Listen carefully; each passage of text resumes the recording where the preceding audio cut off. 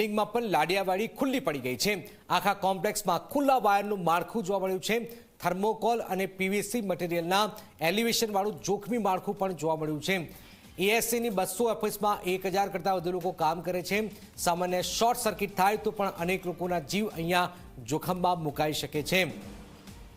Expire પણ અહીંયા અનેક વસ્તુઓ જે છે એ થઈ ગઈ છે।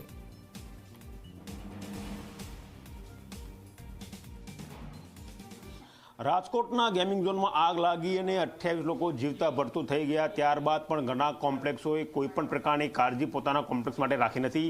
આવું જ એક કોમ્પ્લેક્સ એટલે અમદાવાદ એક્સચેન્જનું કામધેનું કોમ્પ્લેક્સ કે જ્યાં તમે જોઈ શકો છો કે થર્મોકોલના એલિવેશનમાં ખુલ્લા વાયરો લટકતા પડી રહ્યા છે। આ કોમ્પ્લેક્સમાં 200 કરતાં વધારે ઓફિસ આવેલી છે। છેલ્લા 5-10 વર્ષથી આ સ્થિતિ જોવા મળી રહી છે। જે ફાયર સેફ્ટીના સાધનો છે તે પણ રિન્યુ થયેલા નથી। આ જે મટીરિયલ છે તે હાઈ ઇન્ફ્લેમેબલ મટીરિયલમાં આવે છે અને જો નાની મોટી શોર્ટ સર્કિટ થાય તો તરત જ આગ અહીંયા ફાટી શકે છે અને જો મોટી આગ અહીંયા થાય તો અહીંથી લોકો કઈ રીતે બહાર નીકળશે તે સૌથી મોટો સવાલ છે।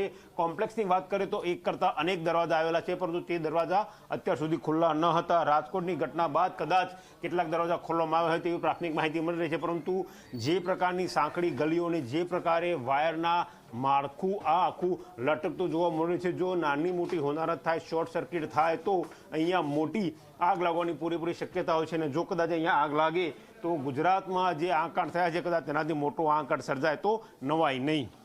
કેમેરા પર્સન અમિત મકવાણા સાથે ગૌરવ પટેલ, ઝી મીડિયા, અમદાવાદ।